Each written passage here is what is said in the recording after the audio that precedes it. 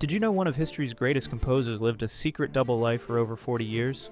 Antonio Vivaldi was a Catholic priest who took vows never to marry, but he fell deeply in love with opera singer Anna Tessieri-Giraud. Their forbidden romance would change music forever. Anna traveled across Europe with Vivaldi, pretending to be his student. In reality, she was his muse and secret lover. Together they created some of the most beautiful music ever written, including the famous Four Seasons.